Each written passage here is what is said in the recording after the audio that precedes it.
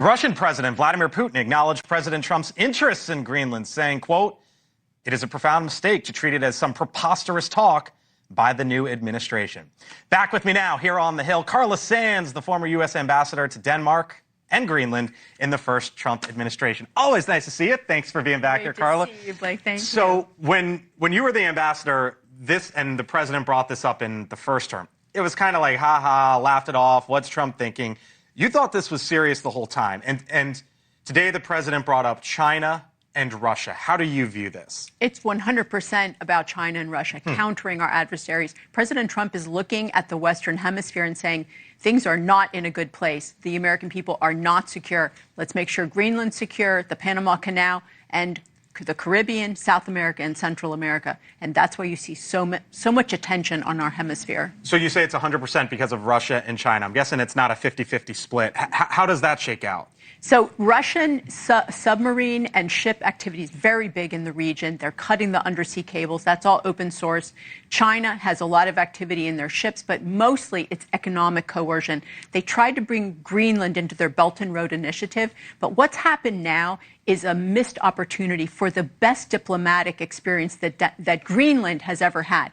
Every country wants a visit by the Second Lady of the United States. Every country is dying for that visit. It comes with special things.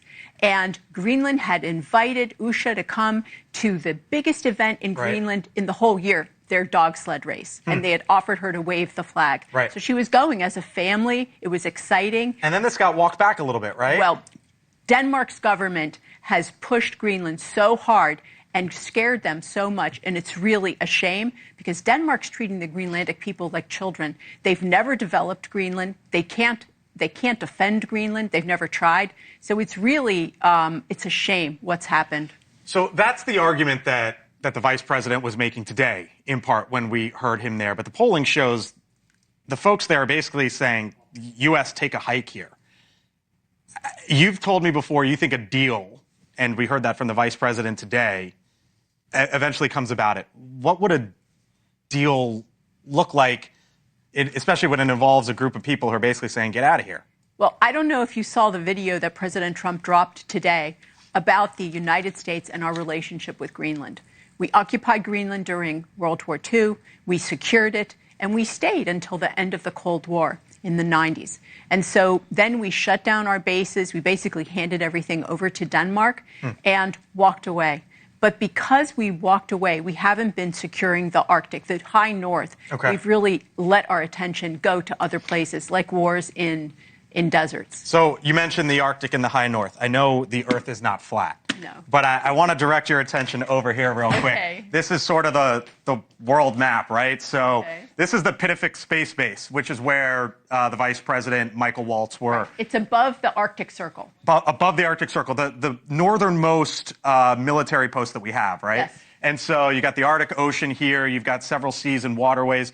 Russia and China, of course, the U.S. way down here. So when you look at this map as the former ambassador of here and over here, what do you see here? What's sort of the strategic importance of all this? So Greenland is the key, and it's actually shaped like a keyhole, kind of, in a bigger map.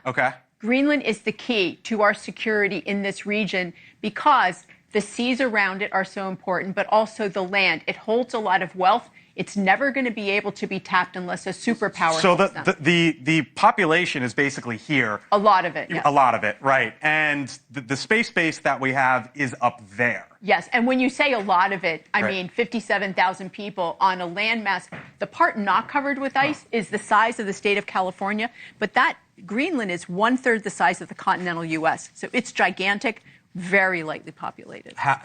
Lastly here, Vladimir Putin is basically saying, take it seriously. What do you think he's thinking right now, watching all this play out? Yeah, what's not on that map is the Russian coast that is heavily militarized. Old Cold War bases have been opened up and refurbished. They've built new bases. They have 40 icebreakers. Some of them have missiles on them. The United States has 2. It is just a little bit of the lay of the land. The president is serious about this. Carla Sands knows it because she was the ambassador in the first administration. So nice to see you, Carla. Thanks, Blake. Always. Talk to you again soon. Great. The store's not going anywhere. No. Thank you for watching, and make sure you go to joinnn.com to find News Nation on your television provider. And don't forget to click the red subscribe button below to get more of News Nation's fact-driven, unbiased coverage.